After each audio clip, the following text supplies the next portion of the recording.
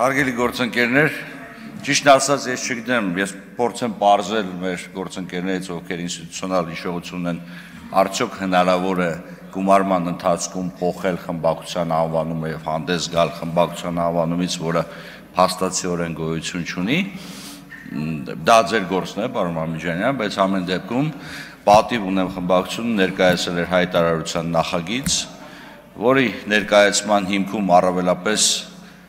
լսումներ անցկացնելն էր, որովհետև գիտեք, որպեսզի լսումներ անցկացնել, խմբակցությունը պետք է ունենա հնարավորություն ինչ-որ փաստաթուղթ ներկայացնել ազգային ժողովին, եւ երևի թե այստեղ մենք կանոնակարգ օրենքի հետ կապված խնդիր ունենք, երևի պետք է նման հնարավորություն տալ պարզապես խմբակցությանը առանց որևիցե փաստաթղթի լսում անցկացնելու, որպեսզի նման իրավիճակներ չառաջանա։ Փաստաթուղթը ներառում էր քաղաքական իրարամերժ դատողություններ, որոնք փոխկապակցված էին կարծես թե պատիվ ունեմ խմբակցության կարծիքով երկրում արկա քաղաքական խնդիրներին եւ զուգակցվում էին իմպիչմենտի, իսկ իմպիչմենտ կներեք պարոն Մամիջանյան քաղաքականից իրավականի թարգմանելու կառավարության պարագայում իմպիչմենտի մասին չեն խոսում, դա նախագահական երկրին բնորոշ ինստիտուտ է, խոսքը գնում էր կառավարությանը անվստահություն հայտնելու գործընթացի մասին, իսկ այդ գործընթացը կարգավորվում է ոչ թե հայտարարության, այլ ձեր կողմից մատնանշված համապատասխան դիմումների առկայությամբ, ընդ որում նաև մեր քաղաքացիներին տեղեկացնեմ, որ համապատասխան քանակի դիմումների հավաքագրումը դեռևս բավարար չէ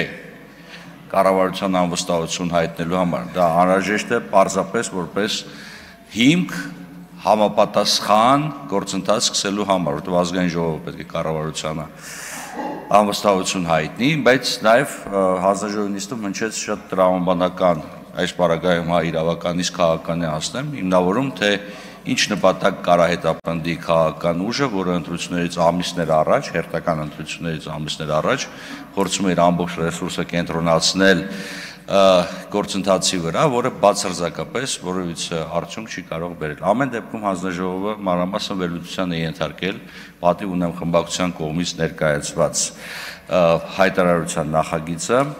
բավական երկար նիստ ենք ունեցել եւ բոլոր ներկաները հնարավորություն են ունեցել արտահայտվեն, ընդ որում շատ ուրախ էի պարոն Մամիջանյան, որ այս նիստին գոնե ձեր նախագիծը քննարկելու համար հանձնաժողովում ներգրաված ձեր անդամը ներկայացել էր, ցավում եմ, որ ձեր նախագիծը քննարկելուց հետո